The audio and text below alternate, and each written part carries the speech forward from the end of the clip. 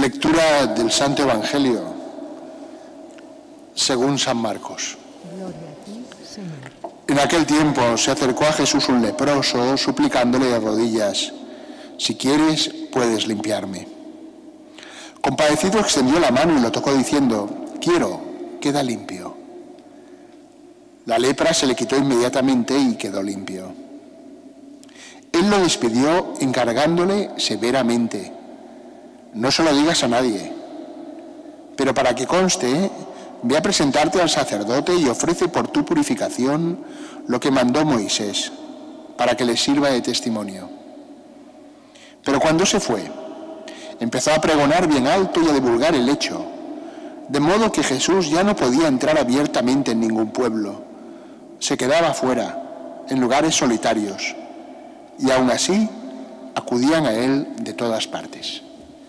Palabra del Señor. Gloria a ti, Señor Jesús. Queridos hermanos, tenemos este Evangelio, ¿verdad?, tan sugerente para nuestra vida espiritual. Porque el leproso, que era un enfermo que en tiempos de Jesús, como nos explicaba la primera lectura, también sufría una marginación social, quedaba excluido de la vida comunitaria y también del culto.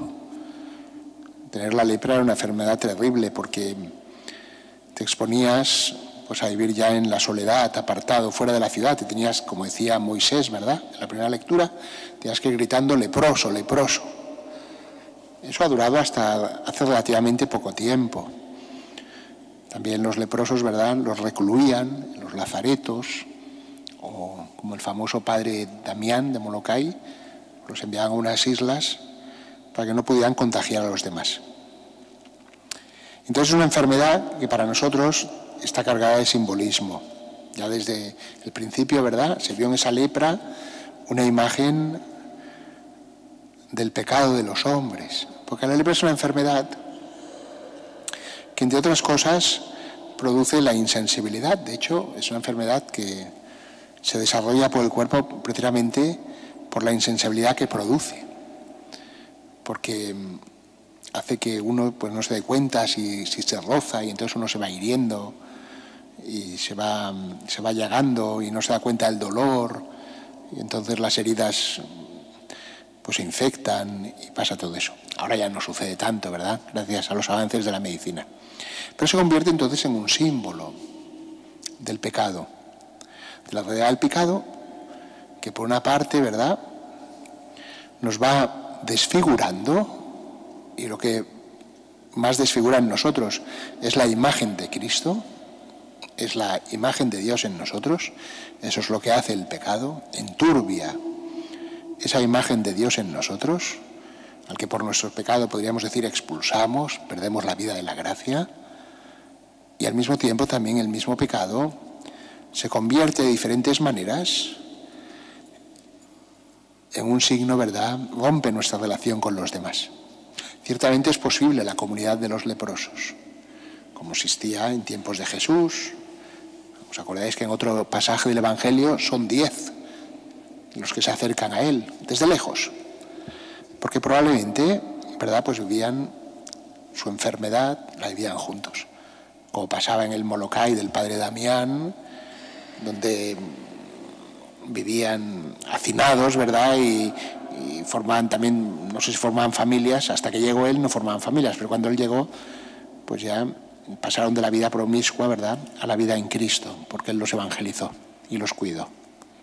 Y el padre leproso al final también, el padre Damián al final también murió leproso.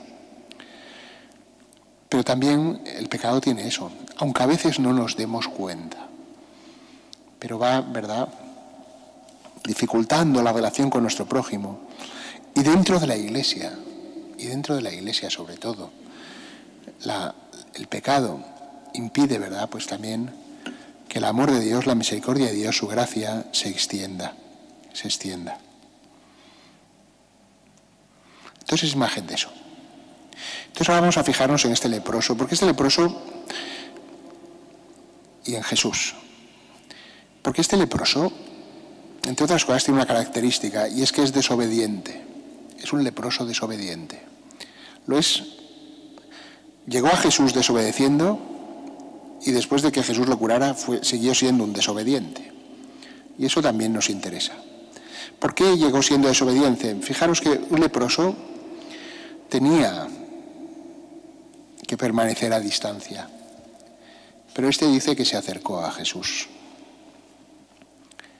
Suplicándole de rodillas, se acercó a Jesús.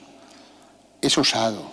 Los otros leprosos que aparecen en el Evangelio le gritan a Jesús desde lejos. Este es desobediente. Si queréis, alguno dirá, es una santa osadía. No lo sé. En cualquier caso, la compasión de Cristo es más grande, porque dice que Jesús, compadecido, extendió su mano, y aquel que se había acercado, él lo tocó. Por tanto, se había acercado bastante, mucho más de lo que permitía la ley, porque Jesús solo extendiendo la mano ya lo pudo tocar. O sea, como mucho, estaba a un metro, se acercó mucho. Pero Jesús igualmente lo sanó y le dijo, quiero, queda limpio. Y inmediatamente aquel hombre quedó sanado. Es terrible.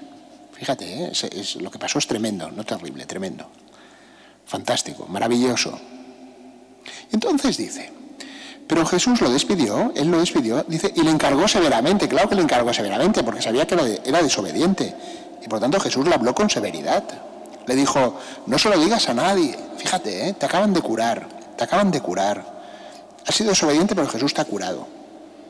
Y entonces Jesús severamente le dice, no se lo digas a nadie. ¿Y qué hace ese hombre? Desobedece. Dice, pero cuando se fue, empezó a pregonar bien alto. Es desobediente. Pero además es desobediente a plena conciencia, a voces. Se puso a pregonar bien alto y a divulgar el hecho. Y dirás, pues qué bien, ¿no? Era un hombre agradecido. Sin embargo, aquí el Evangelio, San Marcos, anota una cosa que también no debemos de dejar pasar desapercibida, porque dice, de modo que Jesús ya no podía entrar abiertamente en ningún pueblo. Por tanto, la desobediencia del leproso sí que tuvo consecuencias. Las tuvo en la vida de Cristo, que ya no podía entrar abiertamente en ningún pueblo. Afectó al plan de Cristo, a lo que Jesús quería hacer. Y diréis, bueno, no pasa nada porque, claro, Jesús es Dios, puede hacerlo todo. Sí, Jesús puede hacerlo todo, puede hacer lo que quiera. Podía haber salvado a aquel leproso a distancia, podía haber evitado Dios que aquel hombre llegara a ser leproso, podía haber propiciado que nunca se encontrara el leproso con Jesús, sí. Pero hay un designio de salvación, ¿verdad? Hay un plan de Dios, hay un querer de Dios. Y por un lado, ese querer de Dios siempre es a favor del hombre, siempre es a favor nuestro. Y luego está nuestro querer, nuestra necesidad, nuestro deseo de felicidad, nuestra situación concreta en la que hemos de ser salvados también y que le pedimos a Jesús. Y Jesús siempre nos va a conceder, dice San Pablo, ¿verdad? Dios lo dispone todo en bien de los que le aman, dicen algunas traducciones y otras dicen en bien de los que él ama, no importa. Dios lo dispone todo en nuestro bien. Pero también Dios, hay un momento en que quiere a los que redime, a los que nos ha llamado la fe, pues quiere que también participemos con Él, ¿verdad? Le hagamos caso, un poquito. Lo que le pidió Jesús a ese hombre no era mucho. No lo cuentes. Es verdad que podemos decir, claro, pero fue tan grande lo que le pasó que ¿cómo se iba a callar? Pues por amor a Jesús.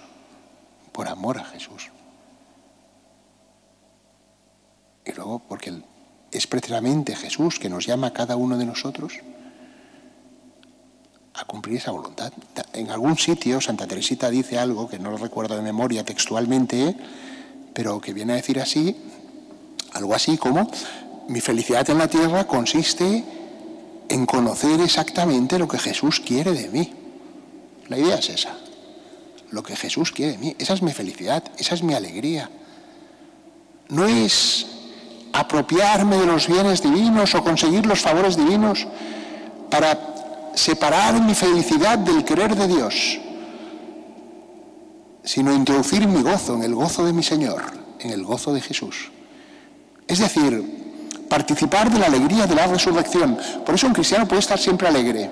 Te cures o no te cures. A veces estamos enfermos, ¿verdad? A veces tenemos limitaciones.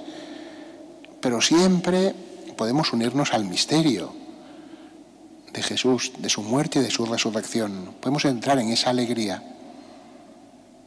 Lo que hizo el leproso, obviamente, no condicionó la misión salvadora de Cristo. El mismo Evangelio nos lo deja entrever, porque aunque no pudo entrar en ningún pueblo y se quedaba fuera, también señala San Marcos, ¿verdad?, en lugares solitarios, dice, y aún así acudían a él de todas partes. Es verdad.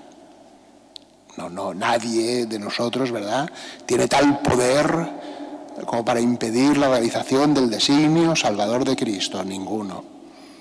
Pero qué bonito, ¿verdad?, es poder colaborar con Jesús en lo pequeñito, en lo minúsculo. Somos cada uno de nosotros, ¿verdad?, en la contribución, nuestra contribución al plan de Dios, ¿qué es? Pues algo minúsculo, pequeñísimo, ¿verdad?, como un grano comparado con una montaña, un grano de arena. Pero Jesús lo quiere, le gusta. Nos llama a eso. Fijaos en la oración de ofrendas de hoy, si os fijáis, la oración que decimos, ¿verdad?, después de la presentación del pan y del vino, antes del prefacio, dice que esta oblación, dice algo así, ¿no?